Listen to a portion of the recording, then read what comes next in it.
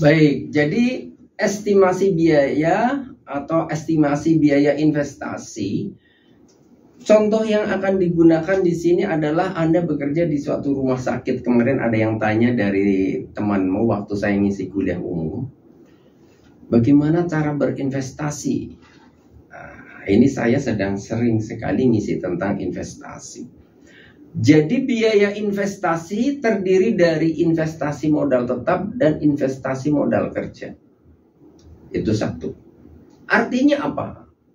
Investasi modal tetap itu adalah investasi yang digunakan untuk pembelian barang dengan dengan kategori fixed cost. Misalnya Anda membeli pesawat ronsen, itu fixed cost.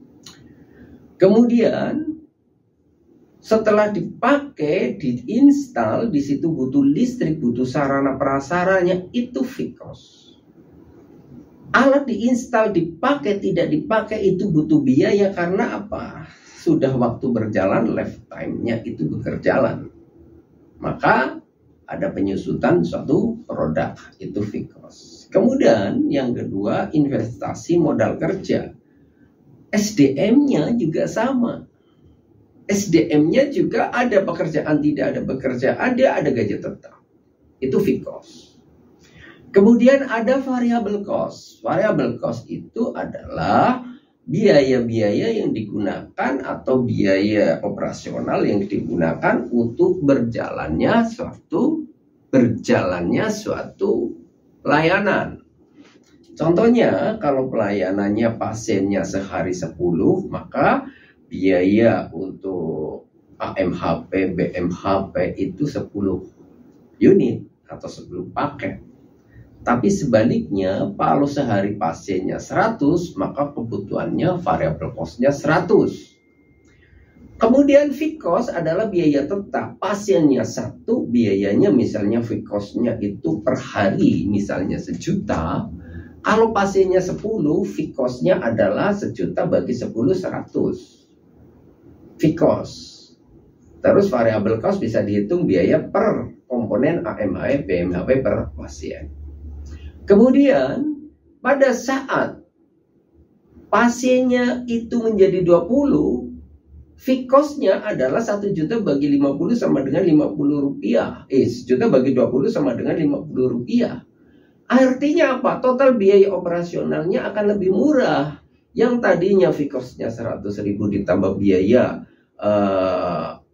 operasional variable cost misalnya 50.000 udah 150. Tapi begitu pasiennya tambah menjadi yang tadinya 10 menjadi 20, fixed cost-nya menjadi 50.000, maka 50.000 tambah 50.000 biaya operasionalnya 100. Terus apabila pasiennya tambah lagi 10, jadi 30 pasien per hari, fixed cost-nya yang tadi 1 juta jadi bagi 30.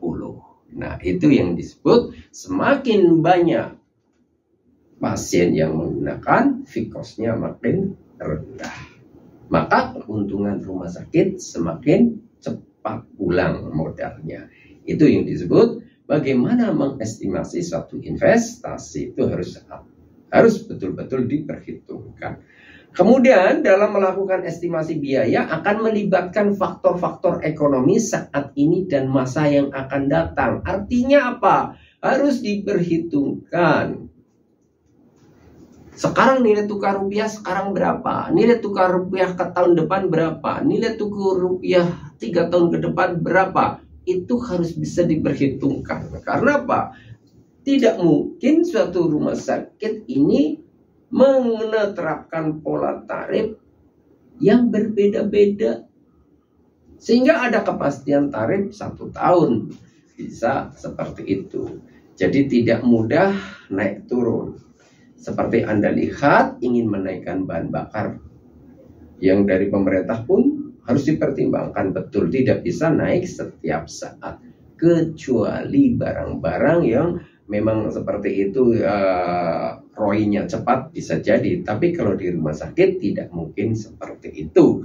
Makanya diperhitungkan adalah bagaimana menghitung tidak hanya saat ini, tapi juga masa yang akan datang. Siapa yang bisa memperhitungkan itu? Inilah orang-orang yang mempunyai kredibilitas hebat, estimasinya hebat, matematiknya hebat, baru ketemu kan berapa yang layak.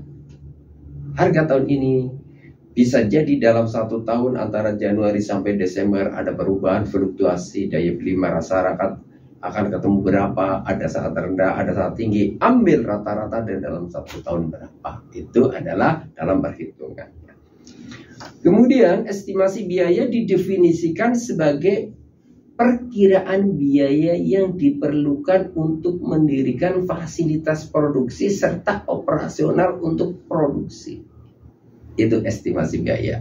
Jadi diperhitungkan biaya-biayanya dari yang fasilitas, dari orangnya, ada biaya-biaya penunjang. Ada pasien datang ke rumah sakit tidak semata-mata duduk di ruang radiologi, tapi dia juga menggunakan fasilitas lain. Ada kamar mandi, fasilitas taman, fasilitas jalan, dan lain sebagainya, membutuhkan AC. Jadi dihitung semua perakiraan biaya yang dibutuhkan. Berikutnya, baik estimasi biaya itu awal maupun akhir telah diharapkan harus bisa setepat mungkin. Jadi harus errornya sekecil mungkin. Jadi harus akurat, tidak boleh terlalu meleset. Diaplikasikan itu jangan terlalu meleset dari kegiatan yang diestimasi. Kemudian perencanaan estimasi biaya dapat dipengaruhi oleh beberapa hal. Contohnya peralatannya, persyaratan prosesnya, lokasi, biaya tenaga kerja. Bisa jadi di Jakarta biaya UMR-nya lebih tinggi daripada biaya di Solo. Semuanya dihitungkan. Itu skala mikro. Bagaimana kalau skala makro? Bisa jadi biaya produk di Indonesia itu walaupun murah, tenaga kerja Indonesia murah, tapi resikonya terlalu tinggi karena faktor politik.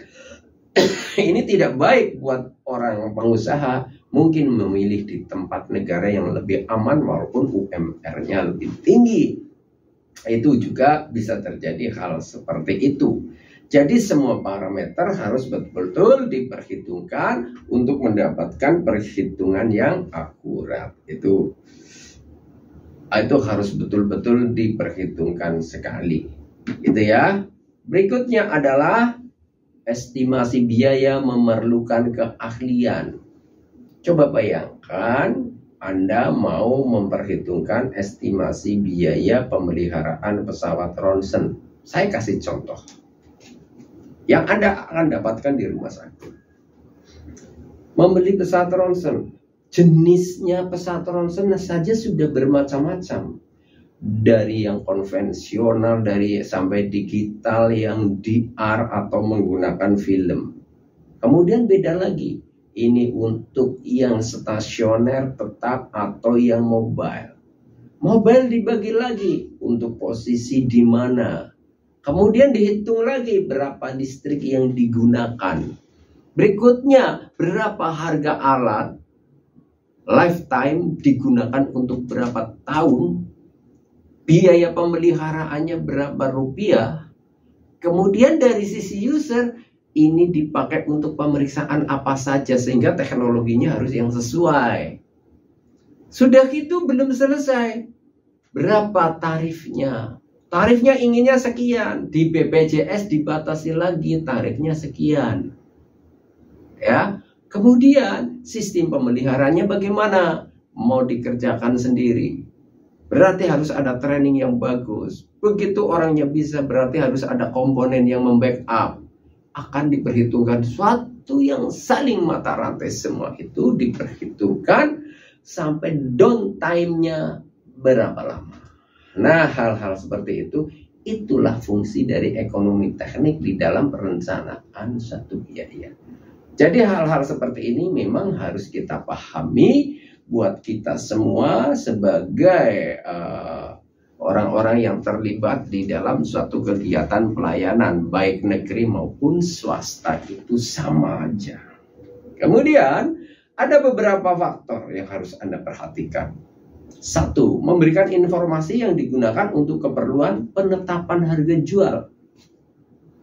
Karena perlu dipastikan tadi beli pesawat ronsen, tarifnya untuk pelayanan ini berapa, ototorak berapa, ekstremitas, abdominal, injek, itu harganya berapa, ditetapkan dulu. Tujuannya akan menghitung berapa biaya operasionalnya, lifetime-nya berapa, utility per hari berapa, alat akan BEP berapa, pada tahun keberapa, lifetime-nya berapa tahun. Nah, itu sudah ketahuan. Berikutnya, menentukan apakah suatu proyek, apakah suatu produk yang diusulkan layak enggak. Layak enggak? Anda membeli alat yang begitu canggih, alatnya mahal. Kalau canggih makin mahal, pemeliharaannya makin tinggi. Pelayanannya digunakan sampai level apa? Jangan sampai alat yang canggih hanya untuk pemeriksaan yang sederhana. Kemudian evaluasi. Berdasarkan dari alat yang sudah ada, terjadi perbedaan yang seperti apa. Itu contoh-contohnya hal seperti itu yang harus Anda pahami. Kemudian menetapkan tolak ukur dalam upaya meningkatkan produktivitas. Itu juga akan menjadi penting, tolak ukurnya seperti itu. Baik, kita lakukan. Bagaimana prosedur dalam estimasi? Langkah-langkahnya itu apa? Siapkan diagram alur, flowchart-nya dibuat. Hitung aliran neracanya. Pendapatannya berapa, dikurangi biaya-biaya berapa, sisa berapa untuk membayar bank beserta angsuran bank dan bunganya berapa. Tentukan peralatan utama. Menentukan alatnya adalah pesawat ronsen. Pendampingnya apa? Investasi modal. Mengestimasi investasi modal harus diperhitungkan tadi yang sudah saya jelaskan, yang disesuaikan kebutuhannya. Jadi ingin teknologi tinggi dan lain sebagainya, tapi pelayanannya belum sampai level tinggi, maka akan menjadi suatu pemborosan. Kemudian diestimasi biaya produknya, biaya produk untuk manusianya, biaya produk untuk mesinnya. Ada fixed cost, ada variable cost. Tentukan harga jualnya berapa. Itu sudah sebelum alat dibeli harus sudah ditentukan berapa harga jual yang akan dilakukan. Kemudian perkirakan laju pengembalian modal. Break even point akan pulang dalam tahun keberapa. Itulah gambarannya. Yang berpengaruh apa terhadap biaya? Ketika seorang insinyur, jadi ada beberapa faktor yang berpengaruh. Kita lihat yang tanda merah itu, faktor-faktor yang berpengaruh terhadap biaya adalah satu, sumber peralatannya. Itu pengaruh sekali. Alatnya murah, pemeliharaannya mahal. Alatnya mahal, tapi pemeliharaannya murah, yang disebabkan karena barangnya memang berproduksi dan kualitas bagus. Kalau investasinya itu misalnya menggunakan barang second hand, dipastikan itu rekurbis itu kondisinya baik dan bisa diperhitungkan untuk berapa tahun ke depan. Jika peralatan baru harus dibeli, maka dipilih berdasarkan beberapa penawaran. Jadi harus ada pembanding, jangan hanya dari satu pilihan. Kemudian kita lihat, ya, ada yang berikutnya adalah fluktuasi harga. Dalam masyarakat ekonomi modern, harga dapat sangat bervariasi dari waktu ke waktu. Harga HP saja, siklusnya harga naik turun bisa dalam satuan bulan, bukan hanya dalam satuan tahun. Itu harus diperhitungkan di dalam dunia saat ini. Kemudian informasi fluktuasi harga upah dipengaruhi oleh regulasi pemerintah. Upah minimum regionalnya itu berpengaruh juga terhadap penjualan. Karena apa? Harga jual itu sangat dipengaruhi oleh jumlah biaya variabel dan fixed cost. Itu harus dipertimbangkan. Kemudian kebijakan perusahaan juga diperhatikan. Karena apa? Kebijakan masing-masing perusahaan berpengaruh langsung pada biaya. Contoh, beberapa perusahaan yang memiliki keselamatan kerja, ada yang menjamin BPJS-nya, ada yang menjamin K3-nya, ada menjamin APD-nya, alat pelindung diri. Semakin banyak yang Anda keluarkan, makin besar biayanya, berpotensi akan semakin mahal harga jualnya. Itu sebagai gambaran yang harus kita pertimbangkan. Kemudian yang harus dipertimbangkan apalagi waktu operasionalnya dan kapasitas produksi. Artinya apa? Alat itu akan digunakan berapa jam dalam satu hari. Setiap satu hari menghasilkan produk berapa banyak. Kesimpulannya adalah berapa pendapatannya akan dihitung. Kalau operasionalnya semakin kecil, pendapatannya semakin kecil. Walaupun ada aturan yang harus diikuti. Misalnya di rumah sakit, walaupun alatnya ada, dokternya ada, cuma dibatasi maksimal di dalam prakteknya berapa pasien. Solusinya bagaimana? Tambahkan dokter baru untuk melakukan operasional sehingga lifetime waktu kerjanya makin panjang, pendapatannya makin tinggi. Tujuannya adalah break even point semakin cepat tercapai. Modal itu bisa segera pulang. Itu hal-hal seperti itu yang harus Anda pahami. Jadi tidak semata-mata kerja teknik itu kan bagian keuangan, itu bagian akuntansi. Kita terlibat di dalam pengurusan faktor-faktor ekonomi teknik. Kemudian berikutnya adalah kebijakan atau regulasi pemerintah itu sangat berpengaruh. Tadi sudah saya sampaikan tentang biaya upah minimal regional, tentang biaya jam kerja, tentang waktu kerja buat SDM dan lain sebagainya. Jadi SDM tidak boleh terlalu cepat, berpotensi di dalam pemeriksaan tidak akurat. Bagaimana sumber pemodalan? Modalnya dari mana? Modal pinjam, modal KSO, atau beli sendiri, akan pulang berapa lama? Nah, itu juga menjadi perhitungan utama di dalam memperhitungkan ekonomi secara teknik. Ini tolong besok adalah buat PR Anda, jelaskan tentang bagaimana proses investasi yang sudah saya jelaskan seperti tadi. Itu adalah PR-nya. Kemudian selanjutnya adalah kita close dulu.